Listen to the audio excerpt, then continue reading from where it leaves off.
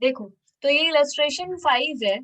इसमें हम लोग को बोल रहा है X Y Z limited propose to purchase the business carried on by Messrs A and Company।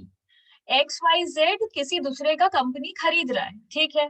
Goodwill for this purpose is agreed to be valued at 2 years purchase of weighted average profit. इसमें जब भी कोई किसी का business खरीदता है तो goodwill compute करना पड़ता है। तो गुडविल कैसे कंप्यूट करना है? वेटेड एवरेज प्रॉफिट मेथड से। इसमें टोटल 5 मेथड था। Average profit method, weighted average profit method, super profit method, capitalisation of average profit method, capitalisation of super profit method, और सिक्स्थ भी है एनवीटी मेथड। तो टोटल 6 मेथड है।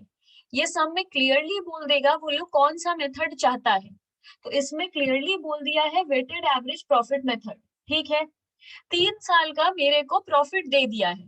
पहला 12,40,000, फिर 10 लाख, फिर 14 लाख। अब नीचे बता रहा है और scrutiny of accounts the following matters got reveal. बोल रहा है जब चेकिंग किया गया, स्क्रूटिनी करना मतलब चेक करना, जब चेक किया गया तब देखा गया है कि कुछ गलती था। क्या गलती था? ये ए बी सी में क्लियरली बोला है। जब भी हम लोगों को गलती बताएगा, जब भी बोलेगा स्क्रूटिनी किया और ये सारा बात रिवील हुआ, तो इसका मतलब 3 साल का प्रॉफिट जो दिया हुआ है वो गलत है। तो हम लोग को एक एक करके सारे प्रॉफिट को पहले करेक्ट करना होगा। तो इस तरीके के सम में सबसे पहले कंप्यूट करेंगे करेक्ट प्रॉफिट।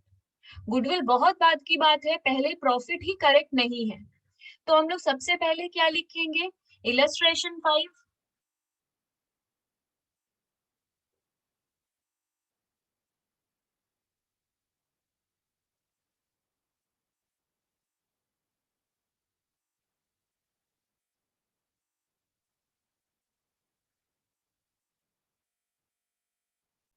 तो हम लोग को ये पता है कि जो भी प्रॉफिट हमें गिवन है वो रॉन्ग है।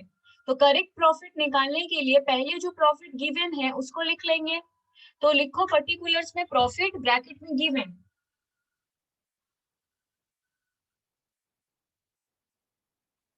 और जो भी प्रॉफिट गिवन है उसको हम लोग पहले उतार लेंगे। तो पहला प्रॉफिट कितना दिया हुआ है? 12,40,000। दूसरा प्रॉफिट दिया हुआ था 10 लाख, और तीसरा प्रॉफिट हम लोग को दिया हुआ था 14 लाख। अब एक एक करके देखेंगे क्या क्या गलती किया है ये लोग प्रॉफिट निकालने में। ए बी सी में क्लियरली दिया हुआ है। देखो, इसमें हम लोग को दिया है ए, देखो, ऑन December 31, 2017। अच्छा, अगर 16, 17, 17, 18 ऐसे लिखा है मतलब हम लोगों का साल 1 अप्रैल से 31 मार्च तक चलता है, ठीक है। तो उसके लिए बोल रहा है ए नंबर में 31 दिसंबर 2017 में a major repair was made in plant incurring 50,000 which was charged to revenue. हम लोग प्लांट के ऊपर एक मेजर रिपेयर करवाए हैं। रिपेयर, प्लांट में कभी रिपेयर होता है तो वो प्लांट में जाके ऐड होना चाहिए, क्योंकि प्लांट रिपेयर हो गया तो प्लांट का लाइफ बढ़ जाता है।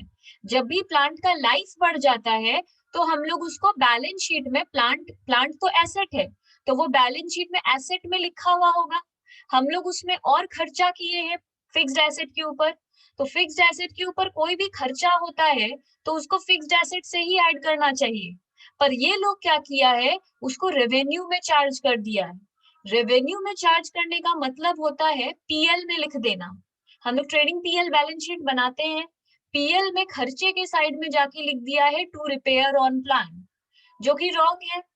अब ये रॉन्ग तो है, पर इससे प्रॉफिट पे क्या इम्पैक्ट पड़ेगा? देखो, ये वाला जो खर्चा है इसको हम लोग को पीएल में नहीं लिखना चाहिए था, फिर भी हम लोग लिख दिए। अननेसेसरीली खर्चा दिखाएंगे तो प्रॉफिट कम हो जाएगा। तो अगर ये खर्चा को हम लोग यहाँ से हटा दे तो प्रॉफिट बढ़ जाएगा। अब उसी लाइन में ए में आगे बोल रहा है the said sum is agreed to be capitalised for goodwill calculation subject to adjustment of depreciation 10% per annum on reducing balance method।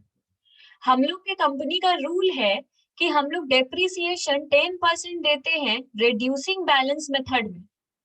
ठीक है, ये हम लोग के कंपनी का रूल है जो कि सब में लिख दिया है। तो इसका क्या काम है, देखो, जब हम लोग इस रिपेयर को पीएल में लिख दिए थे तो एसेट में नहीं लिखे थे, बैलेंस शीट में नहीं लिखे थे। बैलेंस शीट में नहीं लिखे थे तो प्लांट का वैल्यू इंक्रीज नहीं हुआ था। अब अगर इंक्रीज नहीं हुआ था तो हम लोग उस पर डेप्रिसिएशन भी नहीं दिए होंगे, मतलब बैलेंस शीट में जाकर प्लांट नहीं लिखे थे। डेप्रिसिएशन किस पे होता है, एसेट पे होता है। तो अगर हम लोग बैलेंस शीट में इस प्लांट को लिखे ही नहीं थे तो हम लोग को डेप्रिसिएशन भी नहीं दिए होंगे।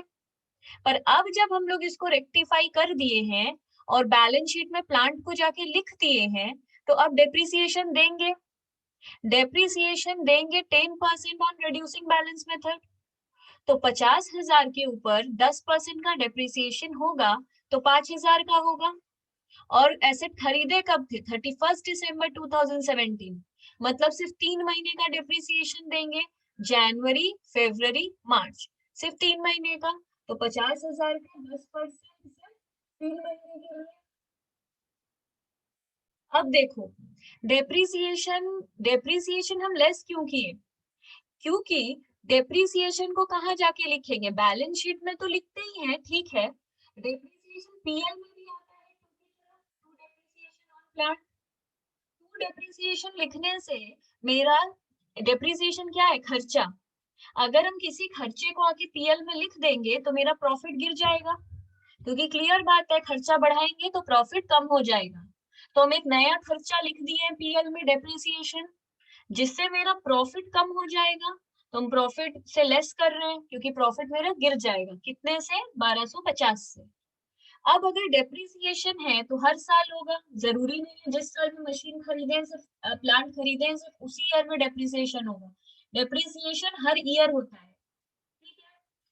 तो रिड्यूसिंग बैलेंस मेथड है, मतलब 50,000 से उसका वैल्यू 1250 गिर गया तो अब कितना बचा, 50,000 से 1250 का वैल्यू गिर गया, उससे 10%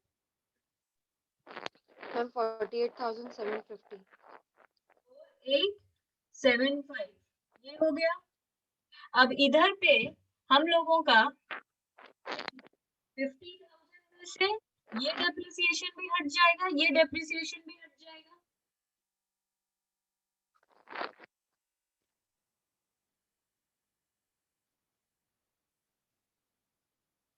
मैम हाँ, अब इसके बाद बोल रहा है, अच्छा अभी तो ये लाइन नहीं होगा, अभी और भी काम है। अच्छा, इतना कर लेने के बाद अब आगे देखते हैं, डेप्रिसिएशन का काम भी हम लोग कर लिए। अब क्या, अब बोल रहा है ए खत्म हो गया, बी देखो, closing stock for the year 16-17 was overvalued by 15,000। इस लाइन का हिंदी में मतलब है क्लोजिंग स्टॉक ओवरवैल्यूड है, मतलब हम लोगों ने बढ़ा के लिख दिया है, कितने से, 15,000 से। जितना भी होना चाहिए था उससे 15,000 हम लोगों ने बढ़ा के लिख दिया है। इससे क्या होगा, देखो,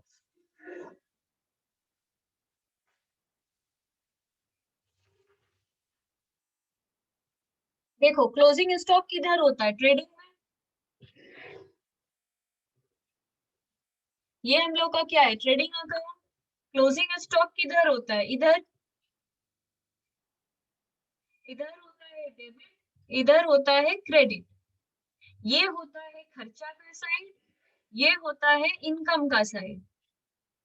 सबको पता है क्रेडिट इनकम का साइड है, डेबिट खर्चा का साइड है।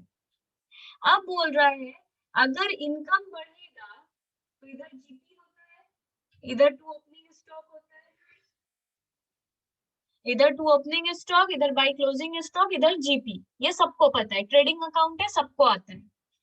अब सब में बोल रहे हैं, अच्छा पहले नॉर्मल बात सोचो, अगर हम इनकम बढ़ाएंगे तो मेरा प्रॉफिट भी बढ़ जाएगा, अगर हम इनकम गिराएंगे तो मेरा प्रॉफिट भी गिर जाएगा, ये सबको पता है।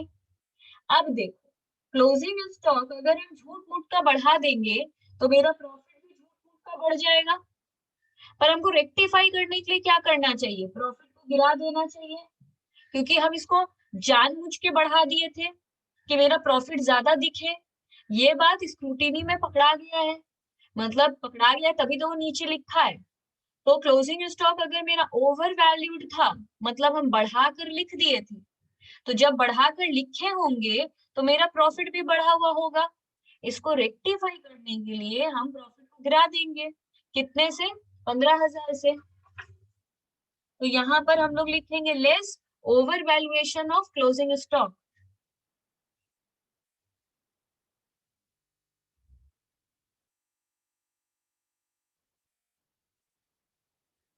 अब ये किस साल की गलती थी, 16-17 की, तो यहाँ पे हम इसको 15,000 लेस कर देंगे।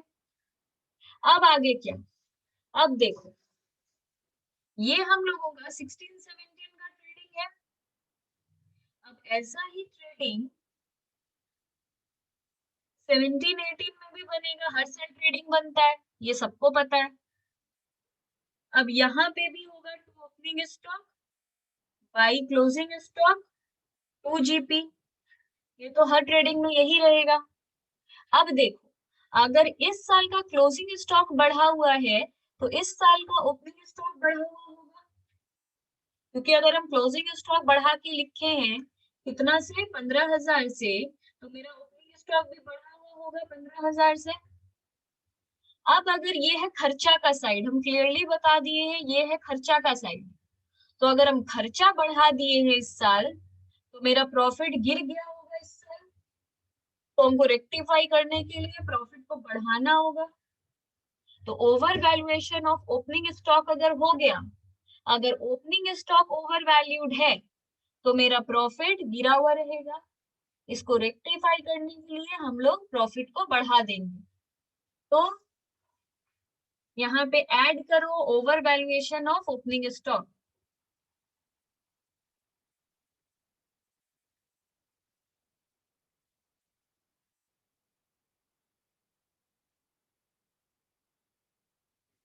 और ऐसा नेक्स्ट ईयर करेंगे 17-18 में।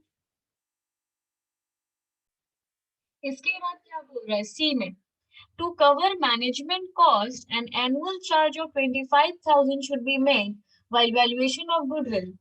बोल रहा है हम लोगों ने एक मैनेजमेंट कॉस्ट भी खर्च किया है, मतलब मैनेजमेंट कॉस्ट एक खर्चा है जो अभी एनुअल चार्ज है, मतलब हर साल करते हैं।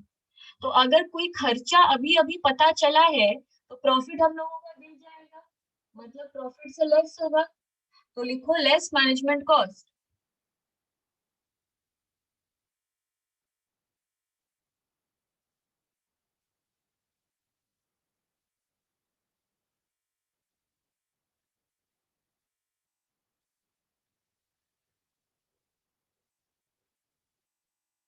अब पूरा काम हम लोग सी तक कर लिए, अब इसका कैलकुलेशन करो। 12,40,000 प्लस 50,000 माइनस 1250 माइनस 15,000 माइनस 25,000, 1248,750।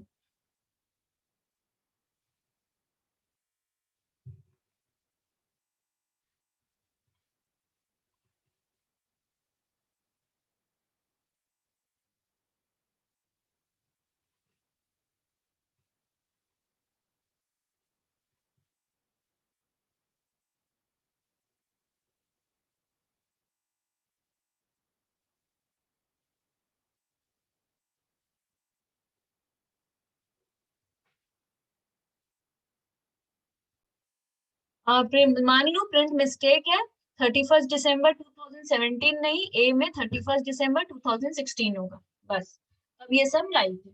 अब हम लोग का काम क्या है, देखो हम लोगों ने करेक्ट प्रॉफिट क्यों निकाला था, क्योंकि सब बोल रहा था कि स्क्रूटिनी में पता चला है कि हम लोगों का जो प्रॉफिट गिवन है, गुडविल निकालने के लिए प्रॉफिट काम का होता है, पहला बात, गुडविल प्रॉफिट से निकलता है।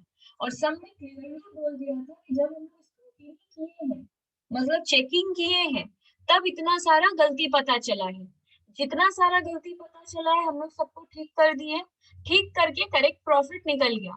अब करेक्ट प्रॉफिट निकल गया, अब हम लोग को गुडविल निकालना है। तो गुडविल कैसे निकलेगा, मेथड क्लियरली मेंशन कर दिया था, वेटेड एवरेज प्रॉफिट। इसको हम लोग को हेडिंग देना होगा कंप्यूटेशन ऑफ गुडविल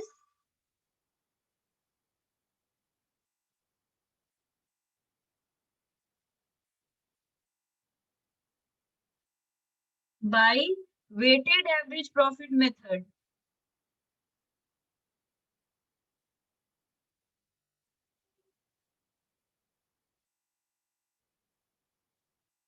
अब इससे हम लोग कैसे करेंगे, फॉर्मेट गिवन है, फॉर्मूला गिवन है, तुम लोगों को दिया हुआ है। तो यहाँ क्या लिखेंगे, सबसे पहले ईयर 16 से 17, 17 से 18, 18 से 19, ये ईयर दिया हुआ है। फिर लिखो प्रॉफिट, प्रॉफिट क्या दिया हुआ है, हम लोग निकाल लिए 3 साल का प्रॉफिट, लिख लो।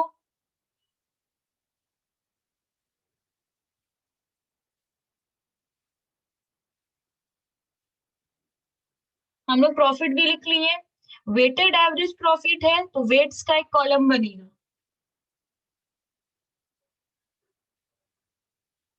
वेट हमेशा 1 2 3 लाइन से होता है। इसके बाद हम लोग निकालेंगे वेटेड प्रॉफिट। वेटेड प्रॉफिट में क्या करते हैं, प्रॉफिट इंटू वेट, ये इंटू ये, तो इसका क्या है, इसका तो वही आ जाएगा। इसको इंटू करो, 985125 इंटू 2, 1370612 इंटू 3,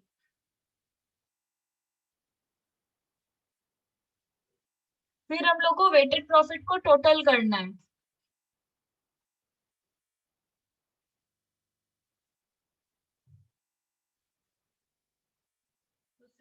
7330,836 ये आ गया।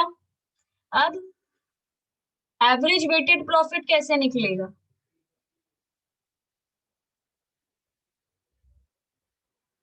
7330,836 डिवाइडेड बाई, फॉर्मूला क्या है इसका, हम लिखवा चुके हैं कॉपी में, total weighted profit divided by total weights.